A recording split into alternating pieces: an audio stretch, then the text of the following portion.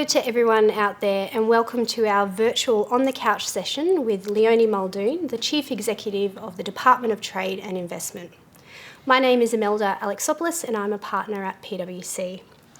Today I will be asking Leonie a few questions relating to responding to the challenges of the current COVID-19 pandemic, as well as her thoughts on leadership and potential opportunities arising from this crisis. Thank you to the IPAA SA members who have also submitted questions. I'll be including those today too. Before we start, I'd like to acknowledge that the land we meet on today is the traditional lands for the Kaurna people and that we respect their spiritual relationship with their country. We also acknowledge the Kaurna people as the traditional custodians of the Adelaide region and that their cultural and heritage beliefs are as important to the living Kaurna people today. I'd also like to quickly acknowledge the IPA team and their major partners, PwC, Flinders University, the Office of the Commissioner for Public Sector Employment's South Australian Leadership Academy, and the Government Senior Management team for creating this opportunity today. So thank you. Leonie, thank you again for joining us today. Hi Imelda, great to be here. Looking back at everything that has happened over the last 3 months, what were the biggest challenges that you and your team have experienced while dealing with the pandemic? It feels like a lot longer than 3 months, I have to say at the get-go, but I think the speed at which things changed and the unpredictability of the situation were the two big challenges. So obviously at the get-go, we needed to respond and move all of our own staff into an environment where they could work from home. So I thought about putting the oxygen mask over your own face before sharing it with others. So we needed to look after the welfare of our own team and make sure that they were set up and that they were in a workable environment working from home. But then the bigger challenge was, well, what did this mean to us as a department? And, you know, we're the group who are responsible for trade and investment. All of a sudden, we've got no air links out. We've got a lot of disrupted supply chains. We've got consumer demand being suppressed as everybody sort of moves into a home environment. A lot of our normal channels and customers in hospitality and food service are suddenly not operating. So what does the Trade and Investment Department do in this situation? And I think that the situation changed so frequently, that the speed at which we needed to act and the unpredictability, I think, were the two big challenges for us. So what did you do to respond? Sorry, that's a good question. And it was a bit of a moving feast, I have to say. In the first instance, we actually looked for opportunities. So we kind of started on the positive, and that was really a suggestion from one of my leadership team.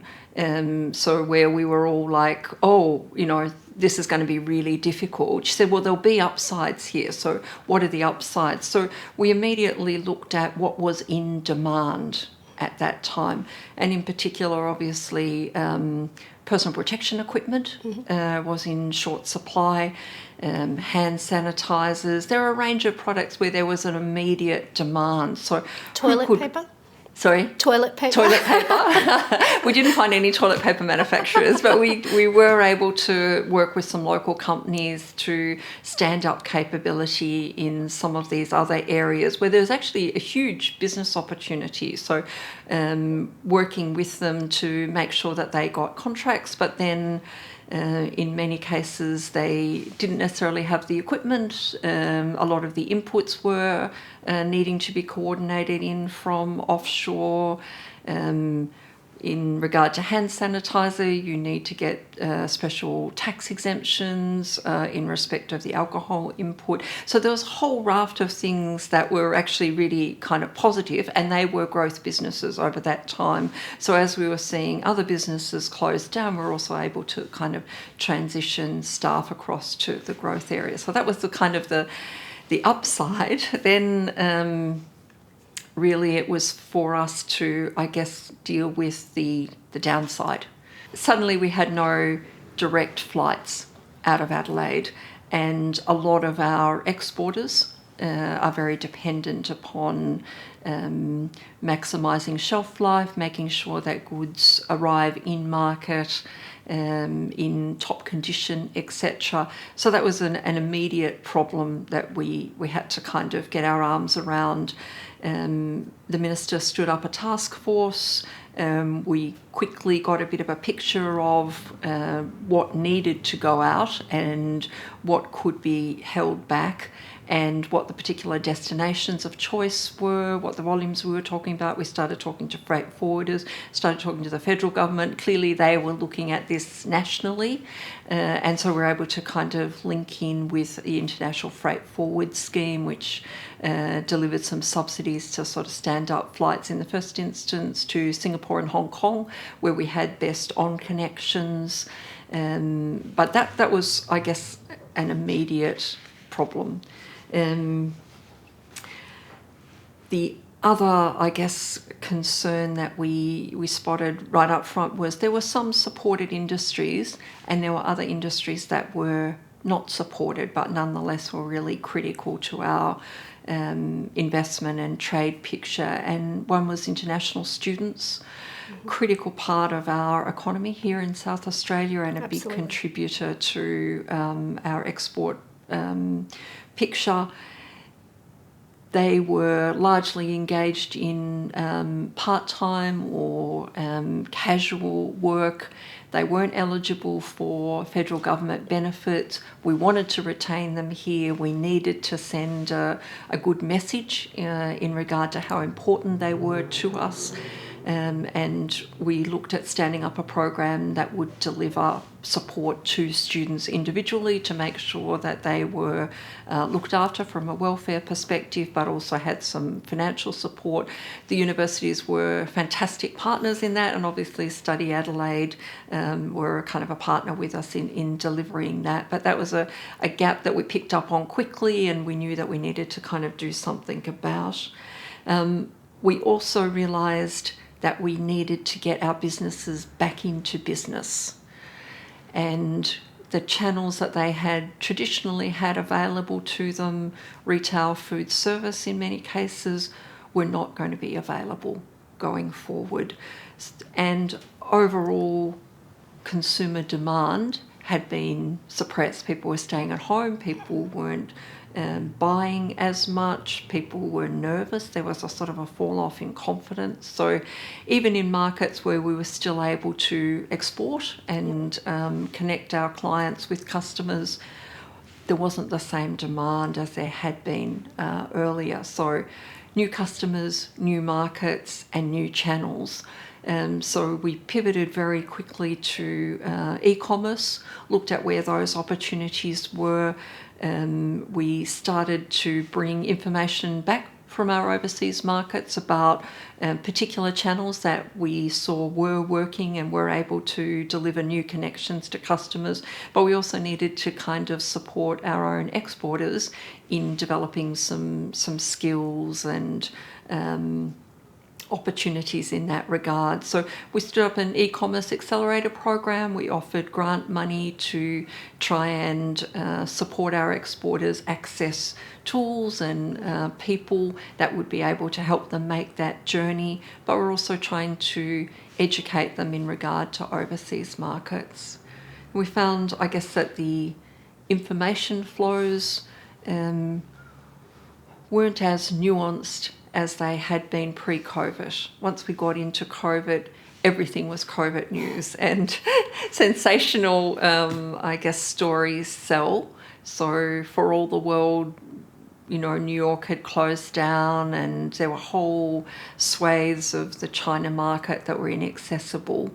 So it was really important that we connected our clients, our exporters, with the real story on the ground. So we started running a series of rolling webinars where we got our in-market team in China, Japan, the US, Malaysia, UK, Europe, to start telling a much more nuanced and focused story. What we're seeing in wine is, strangely enough, in China, people pivoted to whites. Reds are for drinking in times of celebration and when people were together.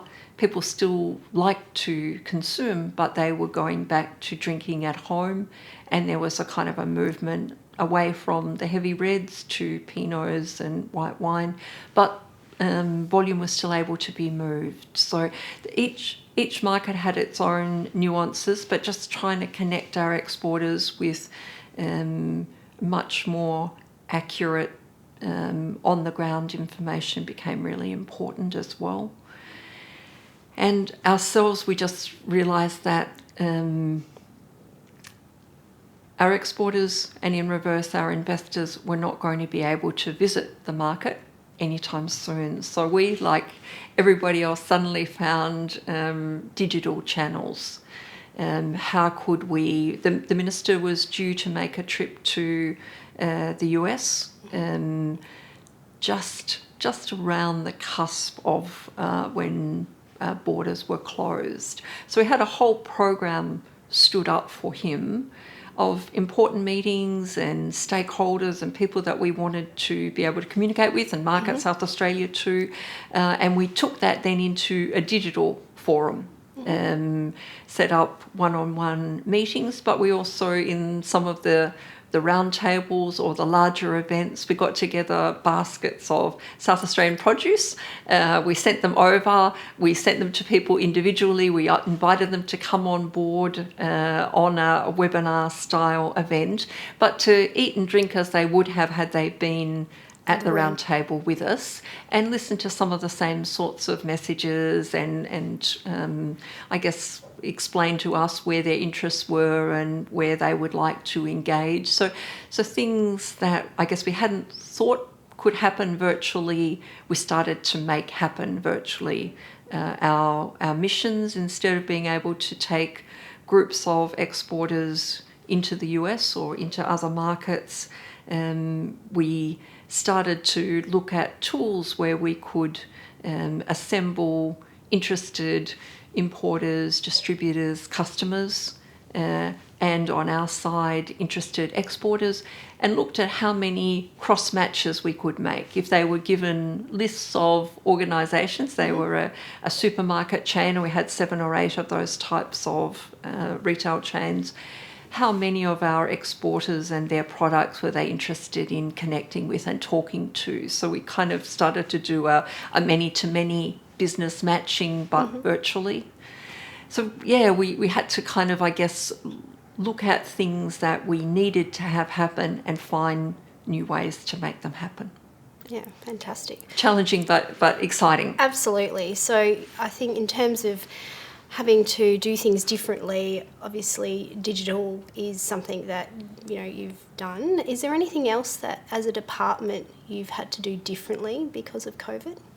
I think we had to play a little bit out of our area as well, and there were things that were important for South Australia as a whole that weren't necessarily our traditional areas of responsibility, that it was a bit all hands on deck. So we worked very closely with SA Health in nationalising the private health system, for want of a better descriptor. But there was a time very early on where we were not clear that South Australia would be as successful as it has been in suppressing the virus. And there was concern that we would need to have available to the public health system all private hospitals, masks, nurses, ventilators, ICU units. So that had to be, I guess, commercially coordinated, and obviously has accounting and legal aspects to it. So my department, Trade and Investment, stood up and supported health in being able to I guess, secure those resources for use by the state. So there was a lot of need to play out of position. And I think it was across our own department, but other departments as well. And there was a real attitude of whatever needed to be done, if we had core skills that could be deployed to that advantage, then we needed to do so. Traditionally, we've been very outward focused. So our job is to find customers interstate and overseas, and similarly investors from overseas. But we found that the immediate problem for many of our customers was just demand. And so there was a need to instantly try and support local consumption and build local demand. So we hold the I Choose South Australia, and we converted that to I Choose South Australians. So we tried to deploy those assets to both assist to move people who were moving to a situation where they didn't have jobs into areas where there was some growth, and there was a number of areas. Contact centre demand grew, obviously, personal protection equipment and manufacture, sanitisers, etc. So we stood up an I Choose South Australians part of SEEK, and we directed businesses that were trying to grow their business and employ more people to post there, and we directed businesses that were laying people off or scaling back in the pandemic to effectively direct their workers to that side. And similarly on the produce side, we did a lot of work with Food SA, with the supermarkets, etc., to try and drive demand for local produce. So not traditionally our area of responsibility, but something that we saw was really important to the short-term South Australian economy, and I guess kind of jumped in and moved that forward. So a little bit playing out of our normal area of responsibility, but responding to problems as they presented, and looking at what core skills and capability we could bring to those discussions and those crises. Yeah, and that's, I think, what's wonderful about that is the collaboration, that has been shown between all the different departments. Has there been a similar level of collaboration in relation to your counterparts in other states during the pandemic? There has, and it's a good point that you make. I think what's been happening at the national cabinet level and the unity that has brought to, I guess, national issues has been reflected at a sort of a sectoral level as well. So in regard to industry demands, particularly in regard to personal protection equipment and things that were in short supply, Minister Karen Andrews brought together all of the state and territory ministerial counterparts to look at what resources were available and how they could be shared nationally, what the shared problems were. The International Freight Assistance Scheme that was set up was another great example of states and territories coming together with federal counterparts and saying, well, what have we got? Where can we best move it from? What markets do we need to access? So there was a lot of coordination and shared learnings. Our in-market team both participated to, update South Australian exporters and businesses in regard to what was happening in international markets, but we also participated in a lot of information sharing sessions and general webinars for clients in other markets. Austrade were tremendous, and Department of Foreign Affairs partners and colleagues in making sure that everything that we knew internationally was being brought back to everybody that needed to understand more about that. So it's been a tremendous period of collaboration, both across departments at state level and nationally across the sort of the federal, state and territory scene. Let's see how good we are at maintaining those good practices. Yeah, fantastic. And so coming back to you and your role, how have you had to lead your teams during the pandemic? I think immediately I was concerned to make sure that we stayed connected as a department. I was very confident that my executive team were in touch with their managers and so forth, but there needed to be a lot more communication about what we were doing as a department and making sure that we connected all the silos. So in the first instance, I'm sure the team got absolutely sick of me. I certainly got sick of my own voice. But in the early days, we had a town hall almost daily. Then we moved to every second day and then twice weekly. But just making sure that we were communicating. We wanted to connect with everybody, have a sort of a touch point. Are you okay? We had virtual drinks every Friday that people were invited to, so that we could just make sure that those sort of personal connections and that we were touching in and checking in on people's welfare. Now we've got the virus under control and suppressed, and everybody's quite relaxed, but we forget how concerning it was in those early weeks. And a lot of the news was of places overseas where they had not been able to suppress the virus, and really, confronting scenes were emerging.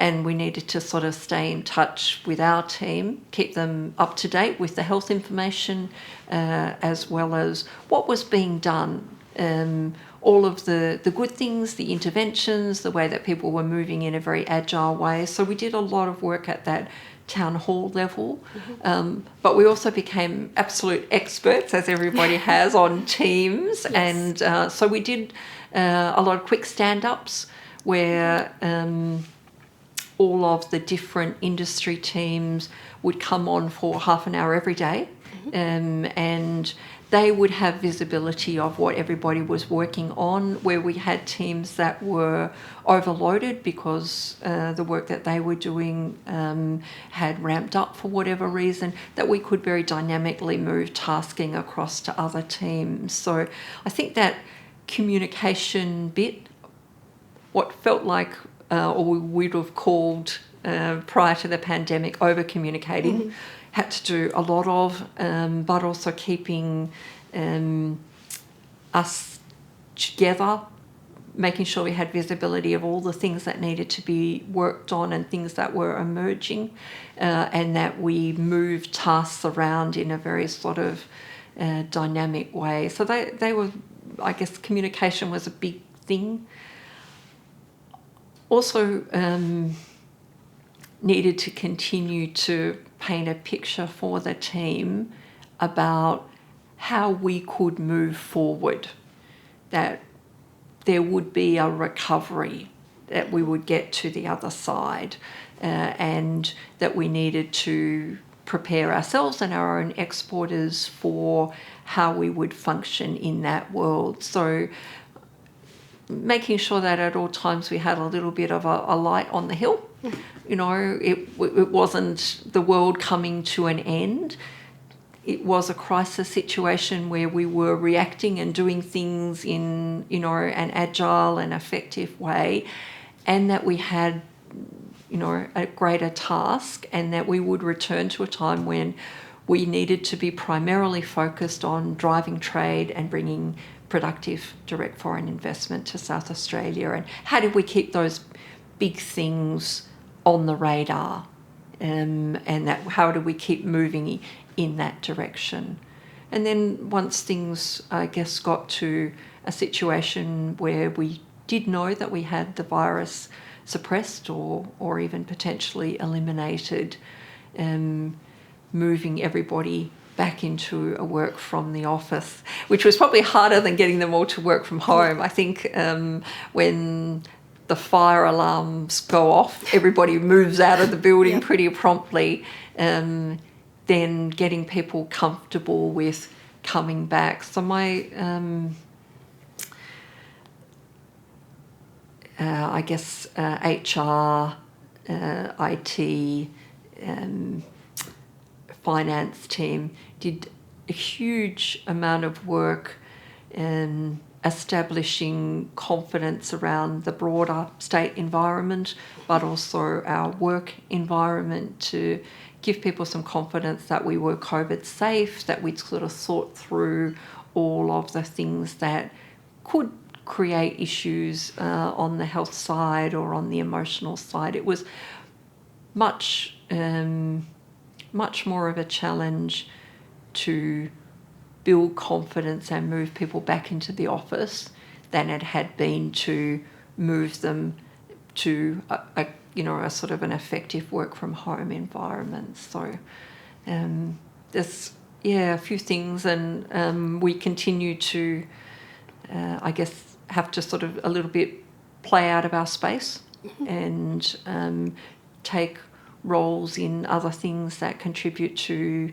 the recovery and I guess a sort of a healthy reopening of South Australia.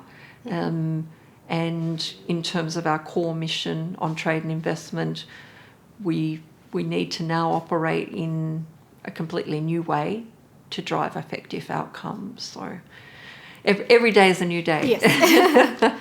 And so having to operate in a completely new way, what will be your focus for the next 6 months as a department? We need to continue to fine-tune those new ways of operating. So the digital based client and customer matching, we started to experiment with. We've learned a lot. We've learned how we can kind of streamline that system. We're looking at whether we can embed it in our own website so that potentially industry associations and other partners might be able to use it as well, but that we can use it in a very dynamic way, you know, today for wine and tomorrow for packaged food and the next day for services, etc. We've also realised that we need to be upskilling South Australian businesses in the new normal. So we've done some programs in how do you run virtual wine tastings. You know, there are people who are terrifically expert who will talk to you about where you need to focus the label, what will be in shot, how you need to light the scene for best effect, how to, I guess, run things where you're not there in person and therefore you can't kind of pick up on all those signals that would ordinarily be available to you, but nonetheless make it effective and drive it in the direction of sales and new partnerships. So upskilling our exporters in some of these new techniques. We'd all love to have great photoshopping expertise. That's sort of next on my list. But making our tools and approaches more effective and learning as we go. But on the client side, also helping them to sort of upskill. Because we've now pivoted to digital, we're also driving digital months.